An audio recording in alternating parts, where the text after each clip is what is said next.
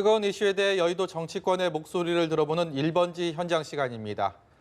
어제 시정연설에 문재인 대통령이 밝힌 내년도 예산 운용 계획부터 이낙연 총리의 일본 방문이 우리 경제에 어떤 영향을 가져올지 얘기 나눠보겠습니다. 네, 오늘은 삼선의 자유한국당 이종구 의원 모셔봤습니다. 어서 오십시오. 예, 안녕하세요.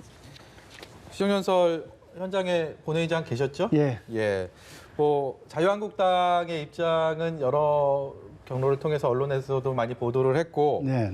공감하는 부분, 공감하지 않는 부분이 있을 텐데, 네. 공감하지 않는 부분에 대해서는 대략적으로 알 수 있는 것 같습니다. 근데 공감하는 부분 혹시 있으셨습니까?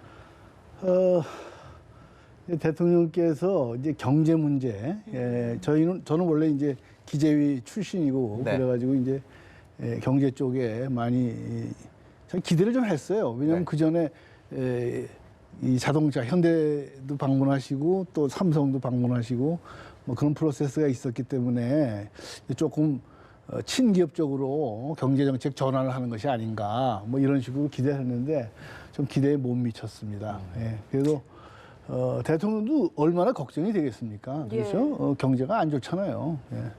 이번에 국감에서도 저희들이 현장에서 봤습니다만은 전반적으로 이 산업단지의 가동률이 많이 떨어지고 있고 또 기업들이 산업 전기를 쓰는 거 있지 않습니까? 네. 그 전기도 사용량이 줄어들었어요. 그 얘기는 경제가 활력을 좀 잃고 있다. 그런 얘기죠. 더군다나 이제 창원의 그 탈원전 영향으로 창원 경제가 상당히 지금 나빠지고 있고 네. 또 거제, 부산, 조선 경기도 계속 몇 년째 지금 안 좋거든요. 네. 거기다 석유화학, 자동차, 울산 이쪽도 안 좋단 말씀입니다. 그러니까 부울경이 소위 말하는 부울경이 요새 그 문 대통령 지지도가 많이 떨어지는데 뭐 조국 사태도 문제의 일단이지만은 실질적으로는 경제가 워낙 안 좋으니까 국민들이 굉장히 불만이 많아요. 이번에 그걸 확인했습니다, 저희들이. 네. 저희가 공감하는 부분을 여쭤봤는데 결국은 공감하는 부분은 하나도 없으셨던 것 같습니다. 답변을 들어보니까요. 그래도 또 지금 산자위원장이시니까요. 네. 4차 산업혁명에 투자를 내년도 예산을 투자를 많이 하겠다. 이런 부분은 공감이 됐을 것 같아요. 앵커분이 더 잘하시네요. 사실 그 부분이 상당히 기대가 되고 지금 자동차 업계, 반도체 업계가 100년 만에 오는 그러한 엄청난 그 변화 시대에 있습니다. 예를 들면 자동차 같은 거는 자율주행차에다가 수소차에 전기차에 또 하이브리드카 이렇게 자동차 업계도 지금 굉장히 빨리 변화하고 있거든요. 그럼 그걸 따라가려고 그러면은 4차 산업 쪽에 우리가 신경을 써야죠. 근데 그 부분도 국정감사 해보니까 실망스러워요. 왜 실망스럽냐? 지금 R&D 지원이 많이 들어가 있거든요. 한 5조 이 정도 이제 앞으로 지원한다는 겁니다. 몇 년 동안에. 근데 R&D를 지원했을 적에 그 성과물이라는 거는 특허 그리고 그 R&D를 활용한 상품의 사업화, 상품화, 사업화 이게 돼야 되잖아요. 이게 프로세스 아니겠습니까? 근데 특허나 사업화하는 것이 R&D 투자해가지고 별로 많이 없어요. 그러면 뭐냐? R&D 자금이라는 게 실질적으로 잘 효과적으로 쓰이고 있지 못하다 하는 얘기거든요. 네. 그래서 R&D 자금 숫자만 늘리는 것이 그게 정말 정도가 아니다. 네. 이걸 잘 보고 이 R&D 투자도 좀 특화도 하고 또 R&D 에 종사하는 인력들에 대해서 잘 관리도 하고 이런 게 필요하지 않나 뭐 이런 소감입니다. 네. 이런 질문 드리기가 어떨까 좀 고심을 했는데 이종구 의원이 출연한다고 하시니까 제 주변에서 저한테 이걸 꼭 여쭤봐달라는 분들이 많아서 제가 여쭤보겠습니다. 며칠 전에 그 산자위 이제 국정감사에서 그 참고인으로 출석한 증인에게 좀 혼잣말을 하신 게 마이크를 통해서 이게 논란이 됐습니다. 막말 논란까지 이렇게 했는데 개인적으로도 좀 마음고생을 하셨을 것 같아요. 그러니까 그렇죠. 이 자리를 빌어서 그 부분에 대해서 좀 명확하게 정리를 했으면 좋겠습니다. 그분이 창원의 그 이마트 같은 이제 대형 쇼핑몰이라든지 이렇게 이런 큰 업체들이 들어오니까 네. 주위의 상권이 좀 이렇게 좀 위축되지 않겠어요? 그렇죠. 그래서 예. 그거를 얘기하러 오신 분인데 그분이 이제 뭐라고 얘기를 하시냐면은 거기 우원식 의원이 계셨어요. 네. 근데 우원식 의원이 신청해서 오신 위원회인데 그렇죠. 예. 저는 그때 처음 알았는데 우원식 의원이 민주당의 을지로위원회 거기에 위원장이시더라고요. 근데 그분이 우원식 의원에게 이렇게 을을 대우해줘서 고맙다. 네, 그래서 뭐 그렇게 얘기하시더라고요. 그래서 거기까지는 제가 좋았어요. 근데 이 부분이 자기네들이 여러 번 그 검찰에 이걸 뭐 청원을 했는데 검찰이 뭐 전혀 반응이 없다. 검찰 개혁을 해야 된다. 그래서 이제 본격적으로 검찰 개혁 얘기를 하는 거예요. 그래서 제가 이 상임위원회는 경제상임위원회고 검찰 개혁을 지금 여기가 논의하는 자리는 아니지 않느냐. 그렇죠. 예. 네, 그런 식으로 얘기를 하면서 제가 이제 그 혼자 중얼거렸는데 네. 요새 마이크가 고성능인가 봐요. 그렇죠. 어쨌든 그 발언 자체는 좀 잘못됐는데 네, 네. 검찰 개혁이 언급된 것도 상임위에는 맞지 않았다. 그럼요. 이렇게 그건 보시는 것 같아요. 예, 그렇게. 네. 네, 알겠습니다. 좀 뭐 제가 뭐 이 질문을 뭐 답변을 잘 해주셔서 일단 감사드리고요. 그리고 공수처 설치도 뭐 산자위원장으로서는 예. 이게 이제 정치권의 핫 이슈로 떠오르고 있는데 뭐 적당한 그거는 뭐 적절한 주제라고 볼 수는 없겠지만 그래도 또 당의 예, 중진 예. 의원으로서 예, 거기에 대한 예. 견해가 분명히 있으실 것 같은데. 예, 예, 그렇죠. 예.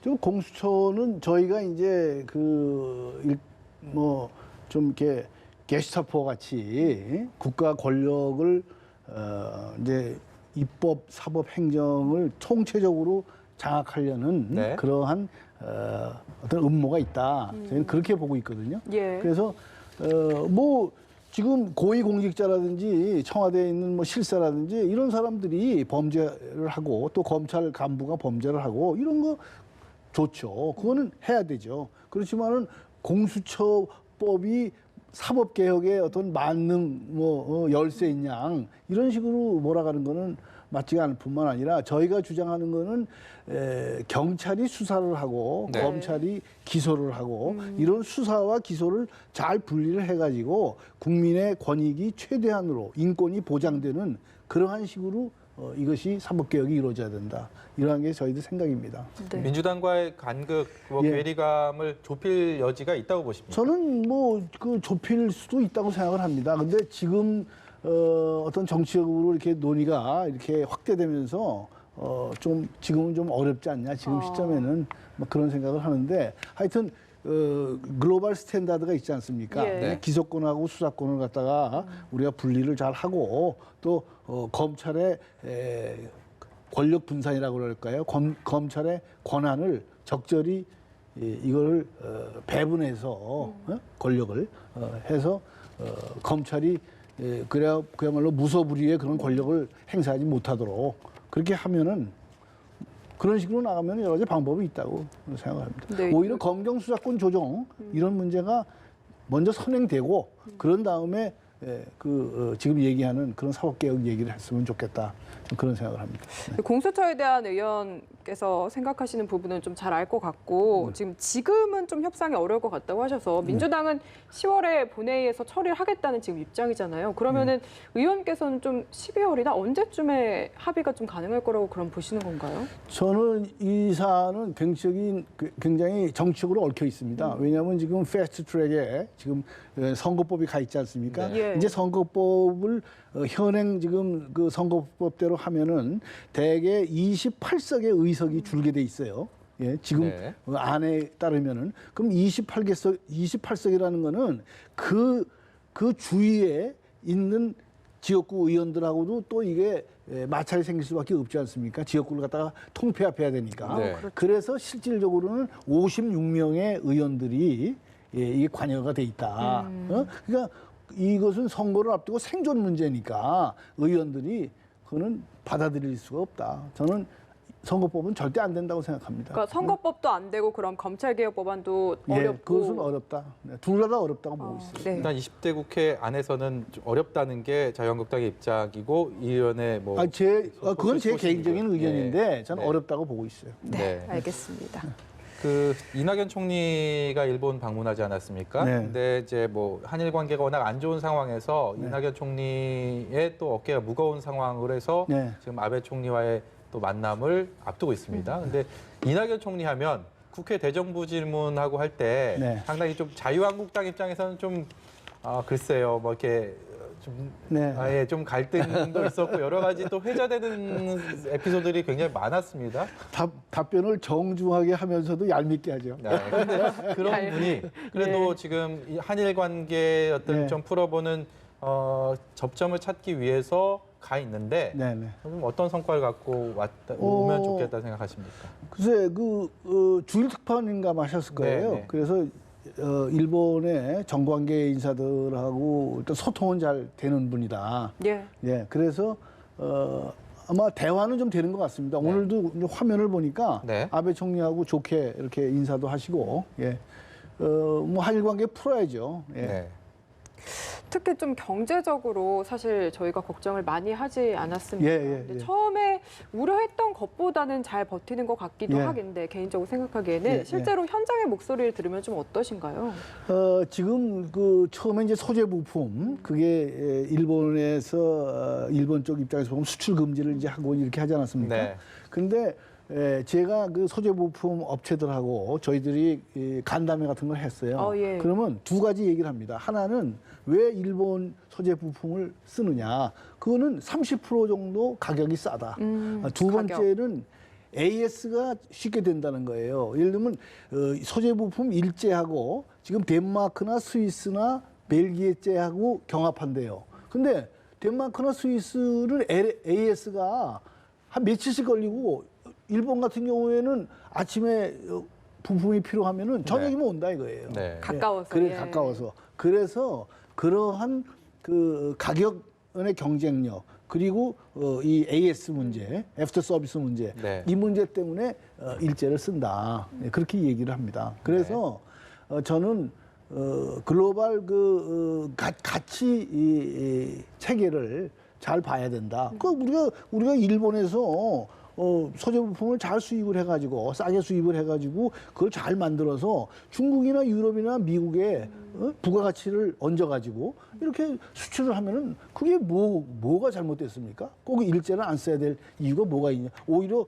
일제를 써가지고 잘 경제를 갖다가 우리가 잘 돌게 하고 좋은 상품을 만들어야죠. 근데 일본에서 지금 그 소재 부품을 가지고 저희를 쥐었다 폈다 하는 이 부분이 문제가 되는 거예요. 근데 지금 결과적으로는 쥐었다 폈다 하는 거는 별로 없어요. 지금 우리가 보는 걸로 이번에 국정감사를 통해서 우리가 봤는데 확인을 했는데 지금 크게 문제가 되는 기업들은 없다. 그거 네. 가지고. 예. 네, 20대 국회가 사실상 마무리돼 가고 있고 이제 21대 국회 내년 4월 총선이 각 당에 굉장히 큰 정치적인 이벤트고 여러 가지 큰 목표 의식을 갖고 있을 텐데 자유한국당이 제1야당으로서 21대 국회, 21대 총선을 기다리는 좀 절치부심의 그런 마음가짐이 좀 있을 것 같습니다. 그 민심을 사로잡기 위한 어떤 남은 기간의 전략이라고 할까요? 뭐 어떤 게 있을까요? 뭐 지금 현재 우리나라 정치 시스템화에서는 대통령 중심제이기 때문에 결국은 대권 문제가 가장 크지 않겠습니까? 네. 그래서 어떻게든지 집권을 해야 되는데 저희 한국당은 뭐 집권 경험도 있고 하니까 지금 문재인 대통령이 지금 상당히 국민들 정서에는 어긋나는 그런 경제 정책 쓰고 대북 정책을 지금 하고 있잖아요. 그러니까 그러한 것을 잘 우리가 국민들을 잘 설득을 해가지고 총선에서 이겨서 총선에 그 이긴 힘을 가지고 대선도 우리가 승리하는 저희들도 이제 절치부심하고 있죠. 네. 예. 마지막으로 돌발 질문 하나만 좀 드려도 될까요? 지금 나경원 원내대표가 공천 가산점 준다, 패스트트랙 고소고발 당한 의원들 이 부분은 좀 개인적으로 어떻게 글쎄 보십니까? 저는 뭐 그냥 격려 차원이다 이렇게 보고 있어요. 꼭 그게 실현되게 하겠습니까? 예. 네, 알겠습니다. 네. 자유한국당 이종구 의원과 함께했습니다. 말씀 잘 들었습니다. 예, 감사합니다.